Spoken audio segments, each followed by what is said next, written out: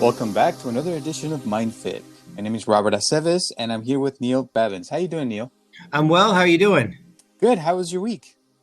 So far, so good. Been really busy, actually. A lot of people reaching out and been quite busy at home, doing a lot of online work, working remotely, and yeah, been keeping been keeping on the ball. I have That's to. awesome. Mhm. Very cool. So, yeah, last week we talked about all the stuff that's got happening and coping mechanisms and things that people could do to feel better. And I hope people are actually doing better now. Things seem to be getting better. So hopefully it's a good sign.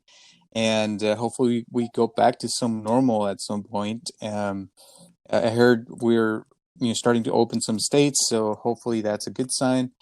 And today we are going to be talking about limiting beliefs and how to overcome them. I had a person ask me the other day, how do you overcome your limiting beliefs? And so I think this is a really good subject. I know you have a lot of experience with clients with this. What is this to you, Neil? Tell me. Well, everybody has core beliefs about themselves and about the world, and sometimes we don't recognize that the vocabulary of those limited beliefs or those core beliefs are actually limiting us in our choices as we go Hmm. through life. The choices that we make from moment to moment. We see the world through a certain paradigm, through a certain filter, and we don't know that we're seeing it through a filter until we recognize that we're the filter that we are looking through is coming from our core beliefs that came from a certain point in time in our development. And we weren't born with these core beliefs. That's what I always tell my clients when they say, this is the way I see it. And I always say to them, but you probably weren't born believing that. You were born with a predisposition to believe something, but you weren't born believing that about yourself or about the world. So somewhere along the line, core beliefs about yourself and about everything around you got formed. Now, where do they get formed? How do they get formed? And how do they get constructed? Because if they were constructed, the key word is that they can be deconstructed. So if you put together these beliefs in some way, they can be taken apart, dissected, and re-examined. And that way, you have more freedom. You have more self-agency to make choices in life where you first felt stuck, or you felt stagnant, or you felt that you didn't have any choices, or that you just couldn't overcome something, or something never worked out for you, or you were too afraid to do something, or whatever it may be. So, looking at your core beliefs, what they actually are, and then where they came from, how they got there, how they got internalized, is gives a person a lot of power to be able to make choices going forward. And people don't realize that to a very large extent, you can make almost any choices that you want that everybody else seems to be making. If you just change your beliefs, and that's not easy to do necessarily, but it's a very limiting paradigm if you don't recognize that you've got it. So it can be really liberating as well if you do realize your core beliefs and where they came from, how they got there, and how you could dismantle them. So that's the way I see it. Yeah. Yeah, but the problem with this a lot of times is it's hard to see first of all that we have them, because this can be very subtle things like I was telling you earlier. If like let's say you see someone who you think it's very attractive, and you may think to yourself like, oh no, that person is not gonna like me, or not gonna want to go out with me, and you haven't even asked, you haven't even approached the person or asked anything, or you're at work and you want to talk to somebody, and then you automatically think, oh no, he's probably busy, or she's busy, or she or he doesn't want to talk to me, I'll just go back to my doing my thing. And so you're constantly limiting yourself in the things that you do. You may think, for example, that you would love to talk to someone that you admire, some maybe a writer or celebrity, or somebody that has done some work that you love. But then you think to yourself, like, that person may not want to talk to me automatically. Like, there's no, like, I'm going to give it a shot, I'm going to try something. It's always like that inner thing that tells you no. Like, it limits you, because in some ways you're limiting yourself to having new experiences, to getting to know more people in your life, to be more social, to be perhaps someone who can make more money. Like, I know someone, for example, that they had a really hard time believing that they could make $50 an hour. And so they were stuck making 20, $15 an hour, like, on and off. And it was like just a belief that was stopping them from doing that. And then, through working with them, eventually they were able to make, $50 an hour. And it was simply the fact that they had to apply for a job like that. And they just never did it because they thought they didn't deserve it. And so it's all in your mind in some ways. And I think this is a really, really important thing to come to terms. And like you said, it's our core beliefs that, to start this thing, and we have to go back and see where that started. And, that's one way. And another way that I believe in, I don't know, we'll see what you think about this, is, you just simply notice that you have that limiting belief. You watch it, because it usually starts, in the morning. You're probably used to having these beliefs already, and it's like a pattern that you have in your mind.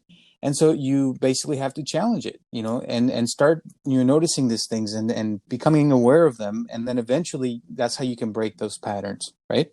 What do you think? Yeah, a lot of the times breaking the patterns is a question of the core beliefs. It's also a question of a lot of emotions that people have, because, Right. people say, they get scared, or they get, they have vulnerability or a feeling of helplessness. And sometimes core beliefs are associated with emotions that were first internalized when you were very young. So when you took in those emotions, they got encoded there, frozen in time, and they're still there. So like I say to a lot of people, we have adult reactions to childlike emotions. And when you have a core belief, it usually is centered around the way you feel about something. So if you're looking at someone, like you said, like a famous author or someone you want to approach, and you're worried about approaching them, your core belief is based on a certain feeling of vulnerability or helplessness or a lack of self-esteem or a feeling of shame or a feeling of inadequacy or being unable to please other people or being less than. And that came from somewhere. It's an emotional component to a core belief.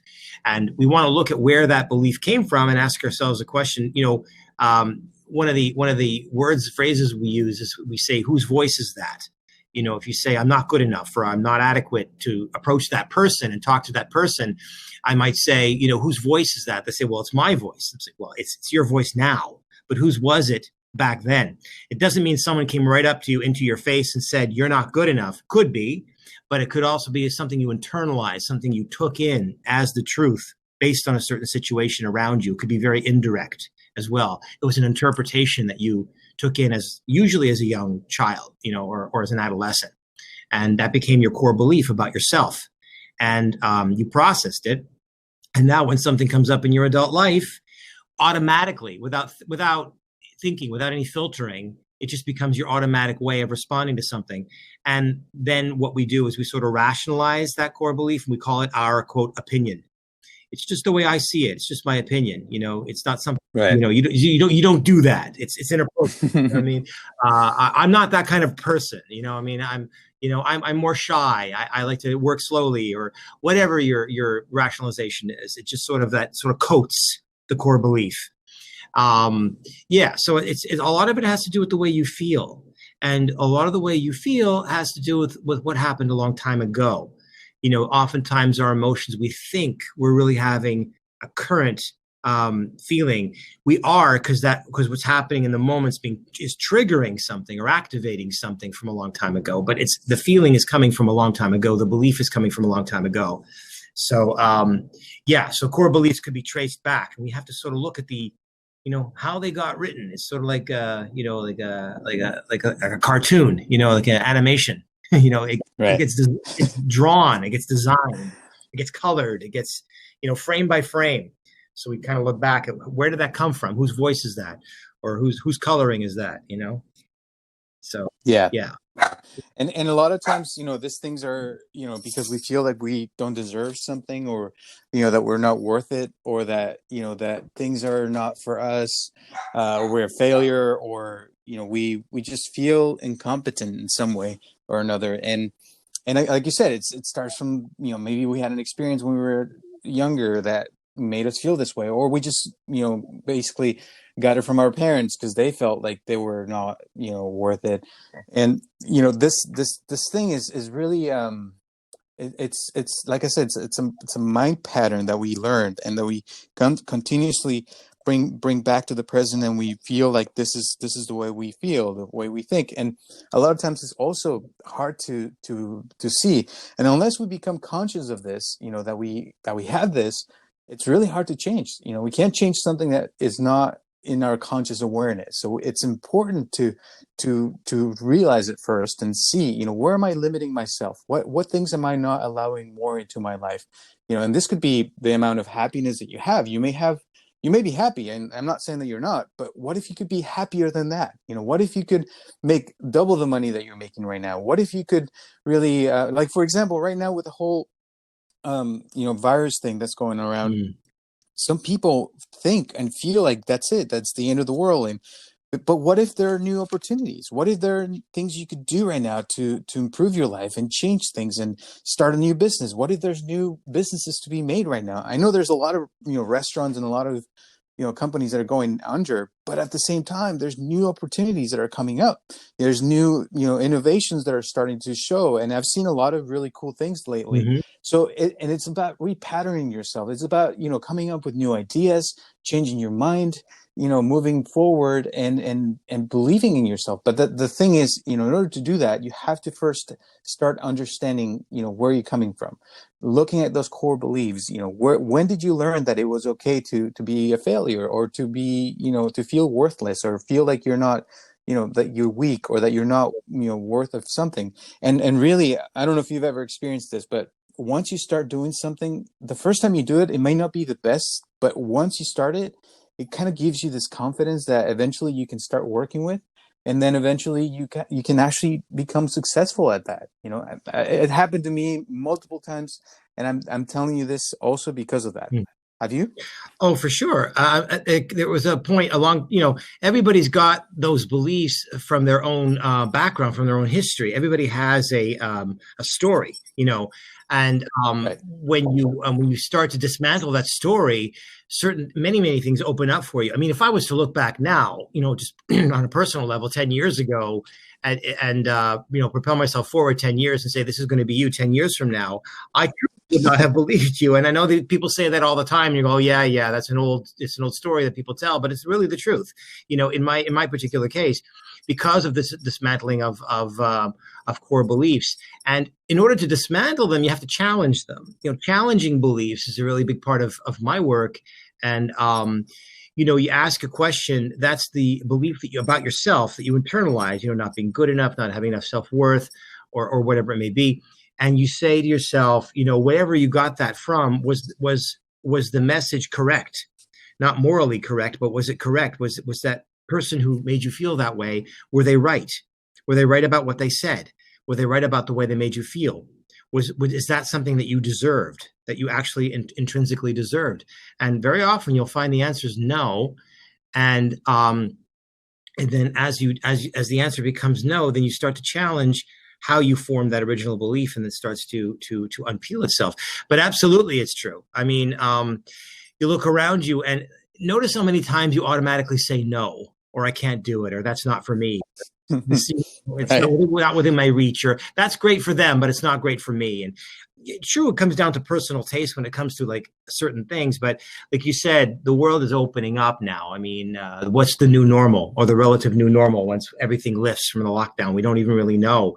But even just, what you and I are doing right here with podcasts, a lot of them are now becoming broadcast from a distance, rather than from a studio, because people have to, they can't, like radio stations, people are not at the studio, they're at home, or they're wherever, and they're broadcasting. So there's a whole different domain of possibilities opening up, and where your mind goes is has a lot to do with your core beliefs, or your limited beliefs, or where it stays. People who want to go back to exactly the way things were before, not that there's anything wrong with that. Usually it's because there's something fearful about change, that would challenge a core belief about themselves or about the world. If maybe you like things the way they were, fine, but maybe you'll like things the way they become, if you look at your core belief about the way the world is, a lot of it has to do with fear of that belief being challenged.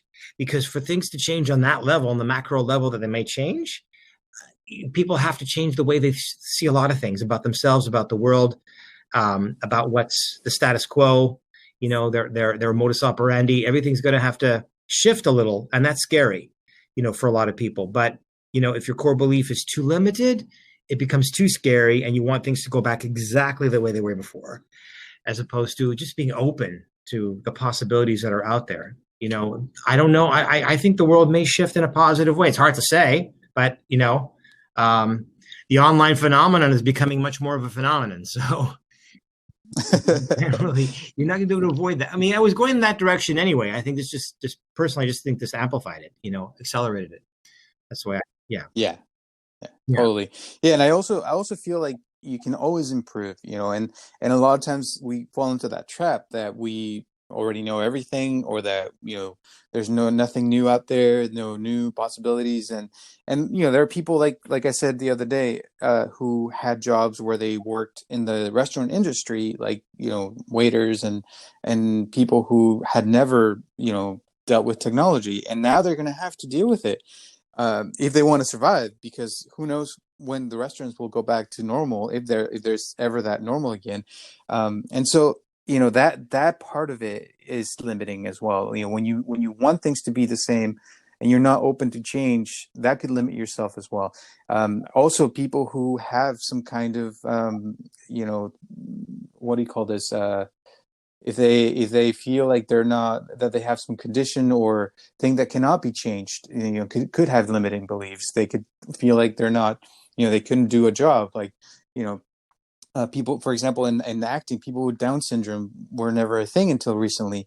And now that we're seeing that someone did it, now it's suddenly becoming a more prevalent thing because, somebody did it.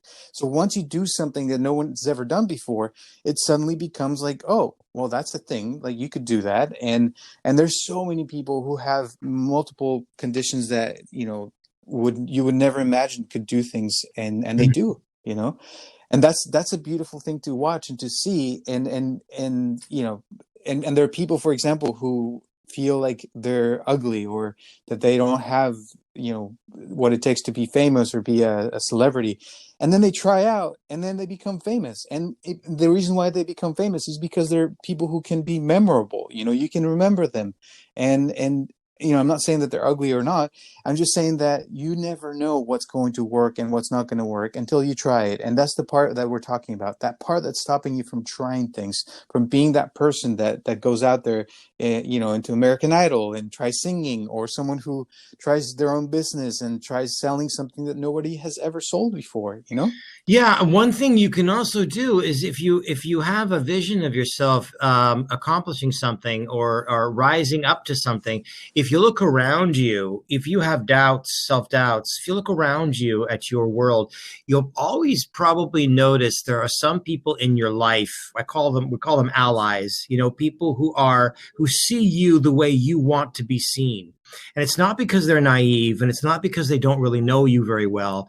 It's because they do know you, and how they see you through their eyes, through their perception, through their core belief, through their lens, is in a way that you would like to be seen. If you look out and seek out those people, and you gravitate towards those people, and you circulate those people around you in your life, then you'll begin to create a synergy, with those people, because they see you the way you want to be seen. So seek out people who reinforce you for the kind of person you see yourself to be, and the way the way that you want to be seen and regarded, because those people are out there. And if you gravitate towards that, you create a community of people that remind you of that, then you'll notice that your belief could be challenged. Well, if I see myself as having, less value, and I can't accomplish the things that I want to accomplish, but all these people see me as, as this way, as more positive, then who's right and who's wrong? Is my internalized message right? If all these people are saying that I am capable of this, or they see me that way, or they look to me that way, then, it really poses a really fundamental question about your core belief. So that's one way to do it, is look around you for people who already see you the way you want to be seen. They already see you at the end line. They're already looking at you that way, and they're not. It's not because they don't know you. And a lot of people say, well, they don't really know, the darkness. They don't really know all the other stuff. Maybe they do. Maybe they do see everything you've told them, but they have a different way of perceiving it. So it's also the way the beliefs are also the way you take in information. If you have, 5 negative points and 5 positive points, if you look at and amplify 2 of the positive points, and make them the main focus, and the 5 become minimized, then your overall belief will be much more positive. But if you have a tendency to look at the 5 because that's what you believe to be the reality, that's what you'll focus on. That's what will expand, and that's what your core belief will become. And you'll gravitate towards people who reinforce that belief, the negative one. And if you look around you, you might notice, I'm not going to say people around you are necessarily toxic, but if you look around you, you might notice that people sort of reinforce the beliefs you already have. So that's one way you can also deconstruct it, if that makes sense. Yeah. Yeah. I love that. And I agree. Another thing that, one of the things that I told this person that asked me this question was I told him to watch the movie Groundhog Day. I'm sure you've seen it before. A lot of people have. It's a classic. It's one of my favorite movies. But, I told this person to watch it, and I was telling him that this person, Bill Murray's character at the beginning of the movie, sees the world in a certain way, and they have all this beliefs, and he hates the world, and people hate him, and he's just, living this miserable life and just wants to get back to his miserable life, but somehow he can't go back to it, and he keeps coming back to the same day over and over. And at first he hates it. And then he starts to go like, okay, well, this is going to be it. Then I'm just going to have to deal with it. And he starts trying to deal with it and starts working on himself. And at the end of the movie, it's the same day. And yet everything has changed. Everything is different. People love him at the end. People want to be with him. And he's like the hero of the town. And he learns so much about all these things. And so I feel like there's something there about, changing yourself, and part of it was love. Part of it was loving himself more.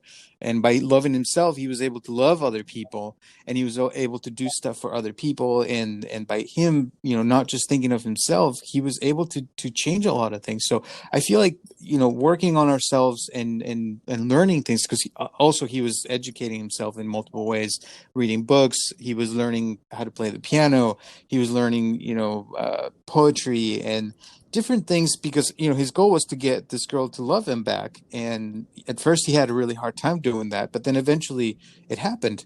And so I'm sorry that I'm giving away the movie, by the way, but yeah. No spoilers, I too late. Yeah. Yeah, I feel like we can all, benefit from that story, and that, in our lives, if we change our minds, and if we, like you said, we challenge those beliefs and the way we think, and try to change how we see the world, I feel like we can change other people. And I agree that people do have an effect on us, but I feel like we also can have an effect on them as well by doing things, like showing that we can, showing them that we're not limiting ourselves to the things that we can try, and that we can be successful at multiple things, not just one thing. Some people have the idea that if you're a doctor, then you should stay a doctor. But there are doctors who are famous right now, who are celebrities, or there are people who are psychologists who are also doing art. There's so many things you can learn and work with and study, and there's really no limit to when you can stop learning. You can learn your whole life if you want to. You can go to school at any age. You can do so many things at any time in your life. The only limit that you have is yourself. It's what you set yourself as a limit. And if you change those limits, and you decide that you want to improve yourself, there's really nothing that can stop you. That's my belief. Yeah, no, right. That's right. That's what you believe. Right. Yeah. Right. Yeah, that's good. No, yeah. I mean, that's the idea is that a lot of people also with beliefs have what I call an MO, a modus operandi. They have many of them. And, if you catch yourself doing your MO, you sometimes have to sort of almost do a chart of yourself, like an observation of yourself on a day-to-day basis, and see what you typically do, how you typically respond and react to people and to things, what your habitual, automatic reactions are to things. And you'll start to notice that you have a pattern and many patterns that are automatic, habitual, and just things that you do and you sort of take for granted that you do, or that how you process information, your opinions, how you rationalize things, how you make decisions and choices in the moment. I call it the MO. You know, you have different ways of doing that, which are all linked to your beliefs, your limited core beliefs. And you know, when you said about going back to school, absolutely, especially now online, it's phenomenal. I mean, you can do anything online. And for example, if people are thinking, what else can I do with my life? They don't often realize the MO that steps in right away. You know, to direct them in a certain place, it always ends up having them come back to the same place over and over again. And in their minds, they want change. They want things to be different. They want to grow. They want to have, say, a relationship, or they want to make more money, or they want to have a better career, or they want to advance themselves, or they want to do something differently, but they don't recognize what they do habitually in a pattern over and over again, what they tell themselves in a pattern over and over again. They think they're doing something differently, but really they're doing something differently inside the same paradigm of thought. So it's, you know, you can walk into a different room, but if you walk into a different room wearing the same armor, you have the same armor on in the different room. So you're wondering how come you have a similar result all the time, because your armor is the same. Your MO is the same. You know, you have to really, truly allow yourself to be afraid. Allow yourself to have uncomfortable feelings, vulnerability, feeling of helplessness, feeling of being uncertain, being unsure. And being uncertain, I mean, right now, there's no shortage of that, right? So being uncertain, being vulnerable, being scared, allowing yourself to feel sad, feel frustrated, whatever you're feeling, allow yourself to feel that as you walk into a new room, metaphorically, and remain open to a new experience in terms of having different kinds of feelings, and let them be, right? Because the MO that we have, the patterns that we have, usually tries to protect uncomfortable feelings. That's what it's designed to do. So we're designed to protect ourselves from having unpleasant or uncomfortable feelings. And as a result, we always end up wearing the same armor no matter where we go. So we leave one relationship, we go to another one. Oh, this one's going to be better. And over time, there's a certain pattern, a certain MO that takes over, and it ends up being something similar. Or we leave that job, go to a different one. Okay, this one's going to be great. But if you go with the same armor, the same core beliefs, it's going to manifest itself to be something similar. So it's about being able to be with uncomfortable feelings, because MOs and beliefs protect ourselves from having uncomfortable feelings. We'll do anything in the world to avoid feeling uncomfortable. That's what growth is. That's what growth is, right? It's not. We're not going to feel it all the time. People think, well, I don't want to feel uncomfortable because then it'll never go away. Yes, it will. You know, when have you been uncomfortable it goes away. Feelings are not final. They're fleeting, right? So if you feel uncomfortable in a situation and you allow yourself to feel those feelings, then you'll be able to challenge whatever MO you typically have in that situation. You'll be able to say, well, I don't need my MO. I don't need to protect myself from feeling vulnerable. I feel vulnerable, and I'm going to take action. I'm going to feel vulnerable. I'm going to feel scared. I'm going to feel frustrated, and I'm going to take action alongside that feeling. And you'll notice that you can have different results that way. So that could also challenge your beliefs. Say, wait, I thought I couldn't do that. I guess I can. You know, here I am. Here I am doing it. Wow. Yeah. Yes. Yeah. Yes. Yeah. And that's what this podcast is all about, is that feeling when you see yourself doing it and it worked, and it feels like, oh my gosh, I'm actually capable of doing this.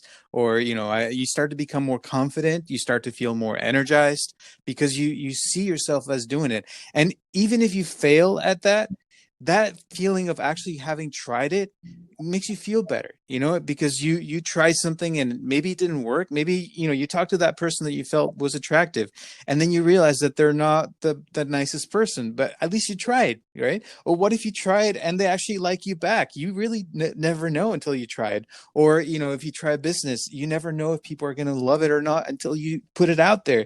If it's still in your head, no one can see it. But if you make that product, if you offer that service, there may be someone out there who might like it. I remember just briefly a while back, somebody who started renting themselves to scratch people's heads, and they started a business doing that. And then people started liking that idea of scratching someone's head. That sounds really ridiculous, but it worked, you know? A head scratcher. Okay. Yeah. So you really never know what's going to work. You just got to try things and see what happens. And I feel like, this is a good time to stop. I don't know if you have any last thoughts before we end Well, this yeah. podcast. I was just going to say that you're absolutely right not to be attached to a result. If you put your best foot forward and you allow yourself to feel unpleasant feelings like fear of change and whatnot, dismantle the core belief and try. Even if you don't succeed, that's not proof that the old belief was true. Because that's the whole idea of being with unpleasant or uncomfortable feelings, is the fact that even if you put your best foot forward, it does not mean you're going to have success. It means that you believe something differently. You believe that you have the self-worth to go after that. Because even the most successful people in the most successful relationships or careers or whatnot have had many, many, many setbacks, and it's not a question of always succeeding just because you say, well, I did what he said. I changed my MO. I was with my uncomfortable feelings and they still said they didn't want to go out with me. Okay. But what are you making that mean? So it's not about being attached to a result. You're absolutely right. The belief has to be something that you maintain. It's not just a one-time thing. Yeah. Yes. I agree. Well, thank you so much, Neil, for your time. Thank you for everyone for listening. I really appreciate your comments, your concerns, and your questions. We really love when you ask us questions. Thank you to my friend for bringing the subject to our attention, which we love talking about. And if you have any other questions, please send them to us. We would love to talk about them. Thank you to all the people who are now listening to us. This keeps growing every week, so we love it. Thank you, thank you, thank you. Thank you for the people who are also, recommending this podcast. We love it. And hopefully we'll continue to make this podcast. Thank you to all those people who are also donating money, which we really, really love and appreciate. Not that we love money, but we love when, somebody appreciates our work. And we will continue to do this every Tuesday at 6 p.m. So please don't forget to tune in. Don't forget also that we have our YouTube channel. So you can look up MindFit Podcast on YouTube and you can go on there and listen to this podcast on there, and we'll see you next time. See you soon. All right. Bye. This podcast is brought to you by MindFit. Please help us to share this podcast with your friends and family to grow this community. And if you'd like to donate to this podcast, or if you'd like to share your comments, questions, or concerns, send them to mindfitpodcast@gmail.com, or you can call us directly at 714-328-4661.